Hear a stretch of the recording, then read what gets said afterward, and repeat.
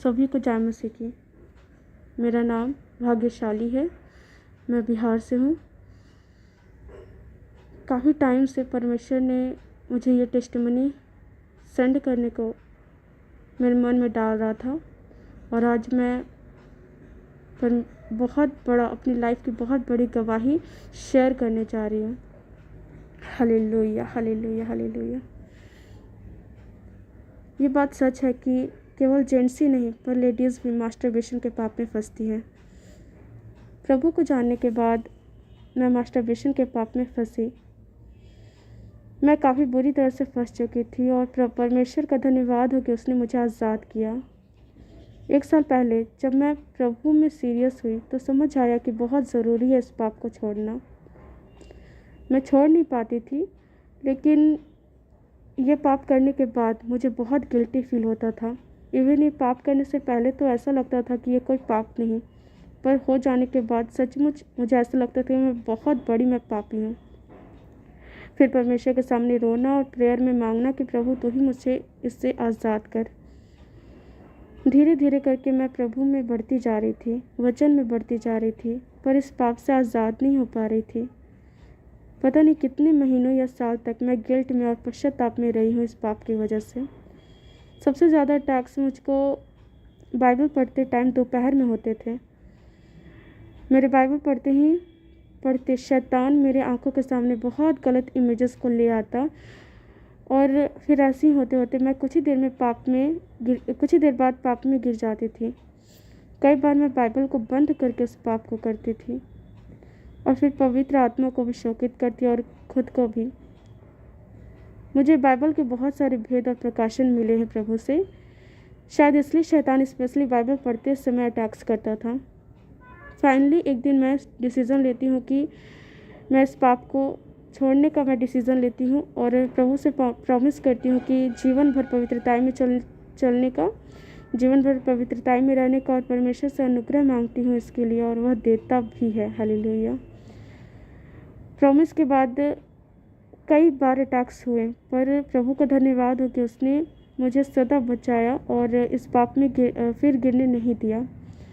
और मैं भी प्रभु के अनुग्रह से अपने आप को रोक रखती थी इस पाप को दोहराने के विषय में, क्योंकि जब अटैक्स होते थे तो बस मेरे माइंड में एक ही बात होता था कि मैंने प्रभु को प्रॉमिस कर रखा है, और इसी तरह मैं आज़ाद हो चुकी थी और फिर अटैक्स होने भी कम्प्लीटली बंद हो चुके थे। मैं प्रेयर में इस प्रॉमिस को फेथफुलनेस के साथ निभाने के लिए परमेश्वर से अनुग्रह मांगती थी और वह देता रहा। हालेलुया। पर एक्चुअली उस समय मैं इस पाप से आज़ाद तो हो चुकी थी, पर पवित्र आत्मा को शोकित करने के कारण मेरे वचन पर से ध्यान उठ चुका था, वचन पढ़ने का इंटरेस्ट जा चुका था। पहले मैं बाइबल को एक दिन में 4 से 6 घंटे पढ़ती थी, फिर जब कुछ काम करती तो वचन को मेडिटेट करती थी।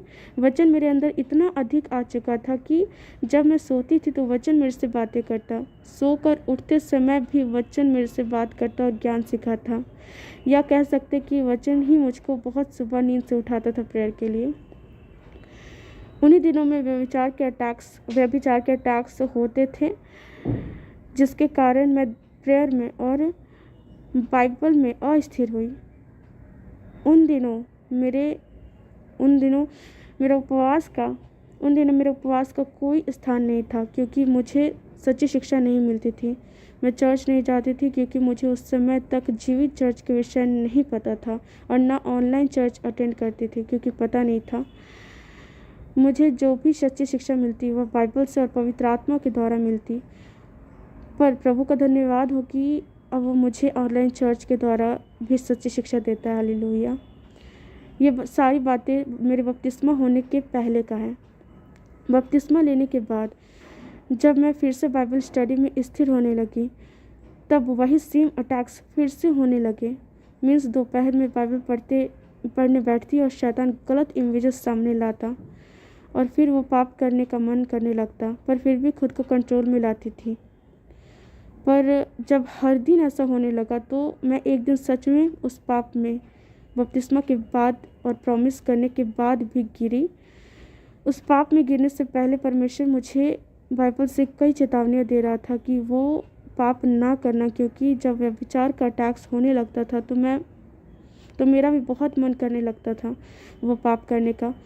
और उस समय जब बाइबल खोलती थी तो प्रभु वचन से चेतावनियाँ देता था, पर फिर भी मैंने परमेश्वर का कुछ भय ना मानकर मैंने वह पाप किया और परमेश्वर इस बात से नाराज़ हुआ। क्योंकि पाप करने के बाद जब मैं बाइबल ओपन की तो प्रभु ने मुझसे एक बात कही, वो ये कि तूने जो यहोवा की बात को तुच्छ जाना, इसलिए उसने तुझे राजा होने के लिए तुच्छ जाना है। 1 शमूएल 15:23।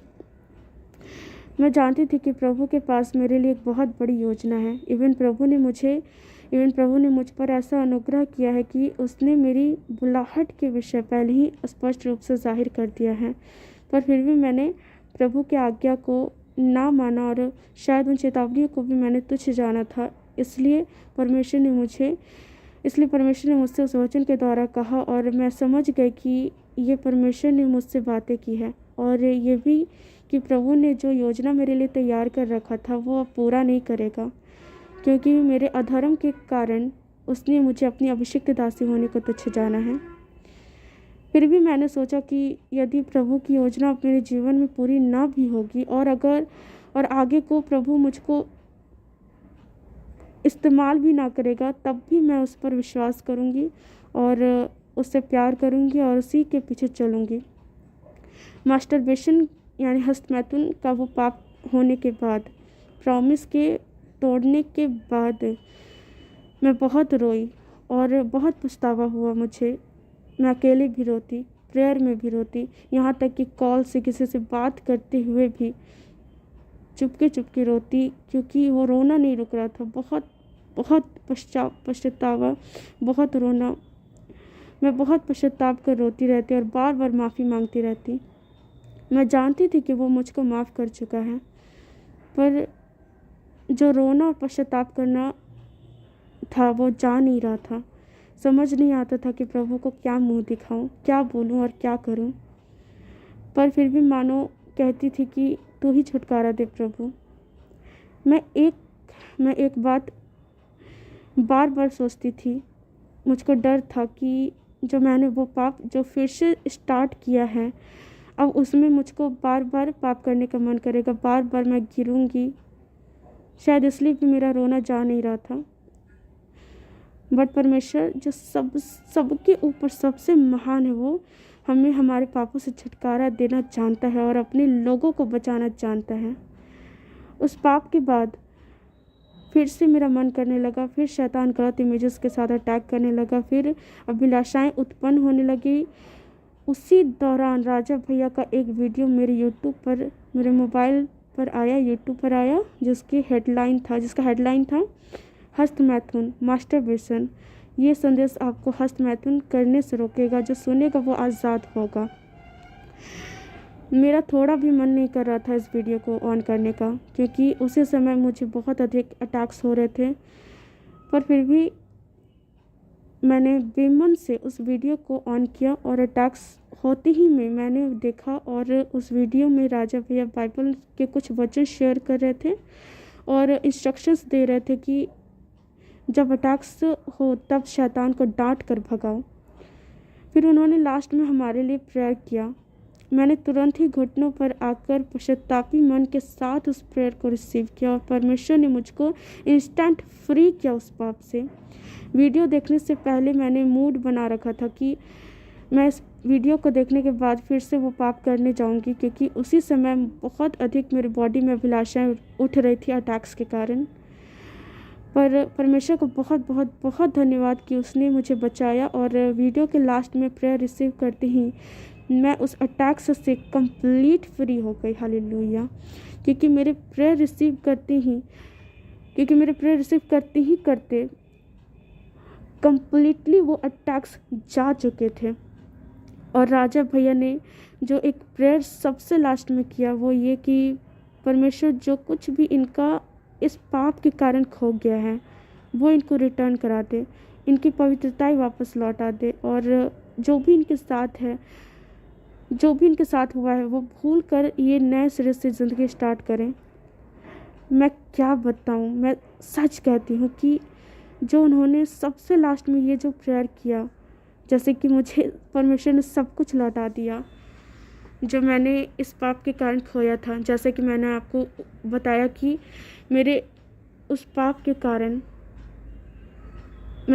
के करने के बाद परमेश्वर ने मुझसे अपने वचन के द्वारा बात करके कहा था कि उसने मुझे राजा बनाने को तुच्छ जाना है, यानी कि अभिषिक्त दासी बनाने को तुच्छ जाना है।